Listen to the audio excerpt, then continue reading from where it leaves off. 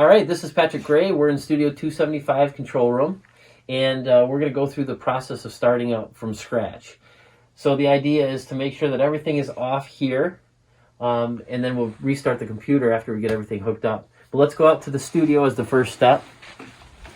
First thing we want to make sure of, we want to make sure that the stage box, or the digital snake, is powered on. And that's the power button right there.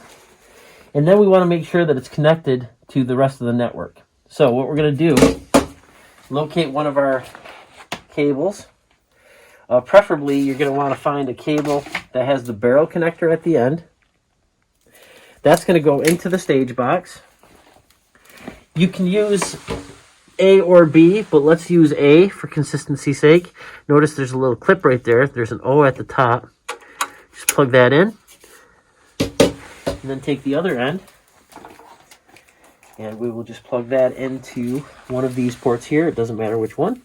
Just make sure the clip is facing the top. That's plugged in. The other thing we want to do at this time is hook up the ear mixes, if there's any ear mixes to be hooked up. And if you're going to do any monitoring out here, you're going to want to have an ear mix.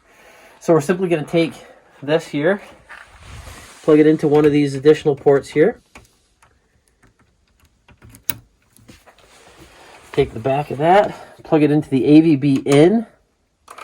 Now this is a pass-through, which means if I had more ear mixes to connect, for instance, maybe one over at the drums, you would simply take one of these cables, plug it into here, and then turn on the power over there.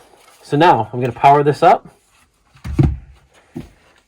and now we're just waiting for signal. So now that these are powered up and ready to go, let's go back into the control room.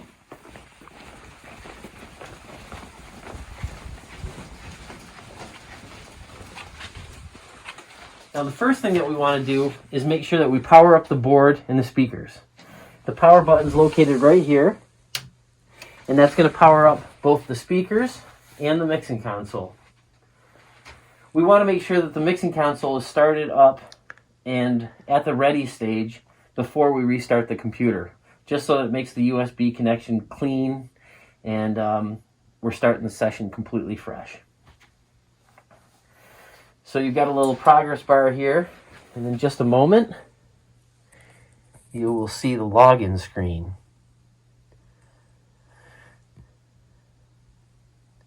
And here we go. So it's basically asking you to log into a profile. For the audio studio, we're just going to use audio user, login, and it's going to ask us if we want to load the studio scene, which we do. So that's just going to be a yes. And now we're logged in.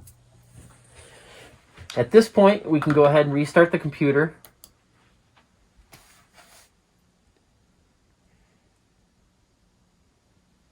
By taking this initiative, we know that everything's going to start up at the same time, that the USB is going to connect correctly. We are now completed our connection to the network devices out there in the other room. Like I said, if we had a few ear mixes, they could be daisy chained to that other ear mix out there.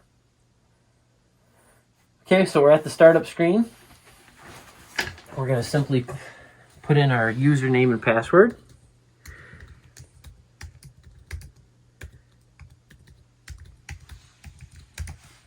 And then hit enter. This will log us into the computer.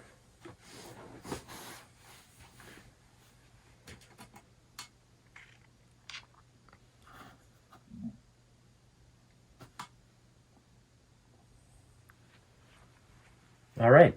Once the computer starts up, it's automatically going to launch UC Surface. Before we start Studio One, we want to make sure that UC Surface is running, or UC Control is running. We also want to make sure that this says USB Studio Live 24. That way there we know that the computer is connected to the system. Now we just click on Studio One, and this will launch our Studio One application.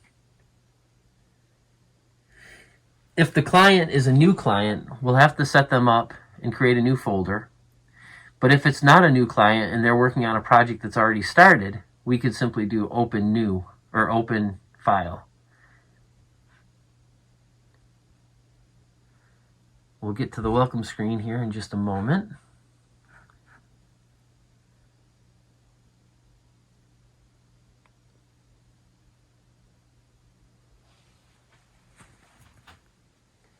All right, so now we're at the startup screen.